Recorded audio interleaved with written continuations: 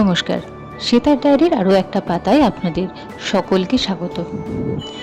আজকের গন্তব্য শ্রী বালাজি মন্দির, যেটা রয়েছে খড়গপুরে।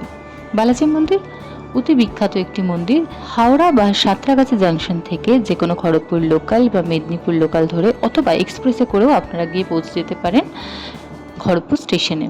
সেখান থেকে নেমে মালঞ্চাগামী কোনো টোটো বা অটোতে করে উঠে আপনারা নেমে যেতে পারেন বালাজি মন্দিরের সামনে। সেখান থেকে হেঁটে একটুখানি পথ বালাজি মন্দির অবধি। রাস্তাটা একটু খানাখন্দে ভর্তি হলেও এই রাস্তাটা কিন্তু যাওয়ার জন্য খুব একটা অসুবিধাজনক নয়। এবং আপনারা যদি মালঞ্চাগামী কোনো অটোতে যান তাহলে বাইরে বড় সাইনবোর্ড করে রয়েছে বালাজি মন্দির পল্লী বা বালাজি মন্দির লেন। সেখানে গিয়ে আপনারা এই জায়গায় যেতেই পারেন। ভিডিওতে যাদের দেখতে পাচ্ছেন তারা হচ্ছে এই লাফিয়ে লাফিয়ে চলা ছেলেটা, সে হচ্ছে আমার বোনপো। তার সঙ্গে রয়েছে আমার দিদি, আমার বোনঝিরা। আমরা সবাই মিলে চলেছি বালাজি মন্দিরের উদ্দেশ্যে। আমরা যাচ্ছিলাম আমার মাসির বাড়ি থেকে, সুতরাং আপনাদের যে রুটটা বললাম সেই রুটে আমার যাওয়ার দরকার পড়েনি, কারণ আমার মাসির বাড়ি এই মালঞ্চাতেই রয়েছে। আমরা সবাই মিলে হাঁটতে হাঁটতে গল্প করতে করতে পৌঁছে গেছি মন্দিরের প্রায় সামনে। দেখতেই পাচ্ছি মন্দিরটা বাইরে থেকে দেখতে এরকমই দেখায় আর খুব সুন্দর লাগে। মানে সেই দক্ষিণ ভারতীয় মন্দির যেরকম হয় খানিকটা সেরকম, তবে সেই চূড়া যে ব্যাপারটা সেটা কিন্তু অত বড় করে নেই। একটা ছোট মতন চূড়া আপনারা দেখতেই পাচ্ছেন, কিন্তু বিশাল বড় করে সেরকম চূড়া নেই। মন্দিরে ঢুকেই মন্দির প্রাঙ্গণটা খানিকটা এরকম দেখায়। এই যে এখানে কতগুলো কল রয়েছে, সেই কলে গিয়ে আমাদের হাত পা ধুয়ে নিতে হবে, তারপরে মন্দিরে প্রবেশ করতে হবে। তার আগে অবশ্যই জুতোটা খুলে রাখতে হবে। আমরা জানি মন্দির ভগবানের স্থল, সেখানে যদি আমরা যাই জুতো পরে যাওয়াটা কিন্তু ধর্তপূর্ণ। আমরা সবাই ওখানে জুতো খুলে পা ধুয়ে প্রবেশ করলাম মন্দিরে। মন্দিরের চারিদিকটা খানিকটা এরকম। চারিদিকে শ্রীকৃষ্ণের বিভিন্ন অবতারের ছোট ছোট মূর্তি খোদাই করা রয়েছে। আর একদম ঢুকতে সামনেই রয়েছেন শ্রী গণেশজি। মন্দিরে ছোট ছোট পিলার বসানো এবং তার পাশাপাশি বসার বিভিন্ন জায়গা করা রয়েছে। দর্শনার্থীরা যখন আসবেন তাদের যদি চলাফেরাতে অসুবিধা হয়, বেশ বয়স্ক মানুষ সেদিনকে গেছিলেন, তো তাদের দেখছিলাম তারা এই ছোট ছোট বসার জায়গাগুলোতে গিয়ে বিশ্রাম নিচ্ছিলেন। বিভিন্ন প্রণামী পাত্র রয়েছে। আপনারা অবশ্যই যদি যান তাহলে প্রণামী পাত্রের প্রণামী দান করবেন। এদিক ওদিক সেদিক টাকা পয়সা ছুঁড়ে রেখে ফেলে এইভাবে আসবেন না, কারণ অবশ্যই টাকা পয়সা মা লক্ষ্মীর আশীর্বাদ, সেটাকে যেখানে সেখানে ছুঁড়ে ফেলবেন না। মন্দিরে ঢুকতেই এরকম একটি কচ্ছপ রয়েছে, যেটাকে প্রণাম করে তবে শ্রী বালাজির দর্শন করতে হয়। আপনারা জানেন এটিও কিন্তু ভগবান বিষ্ণুর একটি অবতারের রূপ। বালাজি মন্দিরের মূল মণ্ডপটার ভেতরটা খানিকটা এরকম। খড়গপুরে আমার মাসির বাড়ি বা মামা বাড়ি থাকা সত্ত্বেও আমার কিন্তু এখানে খুব বেশিবার যাওয়া হয়নি। খুব ছোটবেলায় একবার গেছিলাম, আর এটা ছিল আমার দ্বিতীয়বার।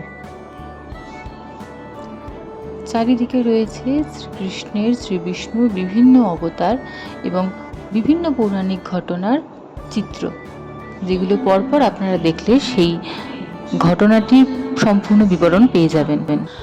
মূল মন্দিরের ভেতরে একটি মন্ত্র সারাক্ষণ স্পিকারে মৃদু স্বরে বেজে চলেছে, যেটা আপনার মনকে শান্ত করে দেওয়ার জন্য যথেষ্ট। এখানে শ্রী বালাজির পাশাপাশি রয়েছে মা লক্ষ্মী, নারায়ণ এবং শ্রী ব্রহ্মার একটি মূর্তি।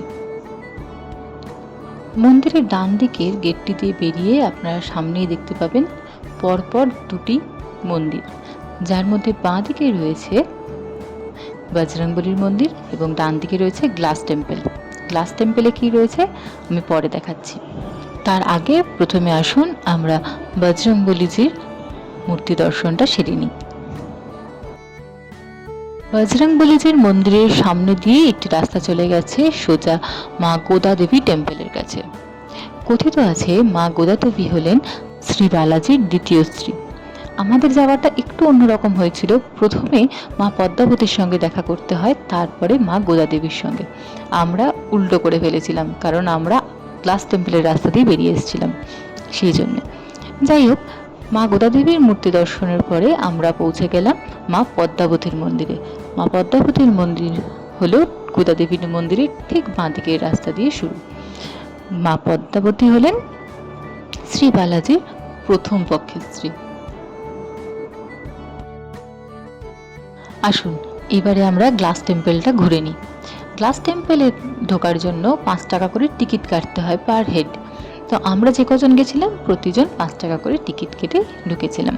আর গ্লাস টেম্পলের মধ্যে ক্যামেরা, ফোন ইত্যাদি ব্যবহার করা নিষিদ্ধ, তাই গ্লাস টেম্পলের ভেতরের সেভাবে আমি কোনো ভিডিও নিতে পারিনি। গ্লাস টেম্পলের মধ্যে কি রয়েছে? শ্রী গণেশ, মা লক্ষ্মী এবং শ্রী নারায়ণের স্বর্ণ মূর্তি, তার সঙ্গে রয়েছে কিছু রূপোর মূর্তিও। গ্লাস টেম্পলের মূল ব্যাপারটা হচ্ছে, একটি মন্দিরে ঢুকতেই আপনারা সামনে দেখতে পাবেন একটি সিংহাসনের মধ্যে 3টে মূর্তি বসানো রয়েছে এবং তারপরে চারিদিক দিয়ে এইরকম গ্লাসের একটি দেওয়াল করা রয়েছে, বা আরও বিভিন্ন জায়গায় ছোট ছোট বিভিন্ন ডিজাইনের কাঁচের নকশা করা রয়েছে, যেখান থেকে বিভিন্ন অ্যাঙ্গেল থেকে ওই 3টে মূর্তি দেখা যেতে পারে। মন্দিরের ইতিবৃত্ত এখানেই শেষ। এরপরে আপনারা সন্ধেবেলার দিকে হোক বা যে কোনো সময় হোক, যে কোনো হাওড়াগামী লোকাল ধরে এসে আপনাদের নির্দিষ্ট গন্তব্যে নেমে যেতে পারেন। আমার ভিডিওটা ভালো লাগলে আপনারা আশা করব আমার সঙ্গ দেবেন।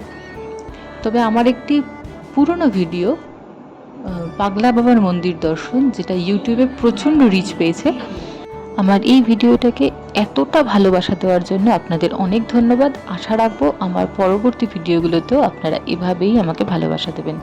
দেখা হবে পরের ভিডিওতে, ততক্ষণ সবাই ভালো থাকবেন। ধন্যবাদ।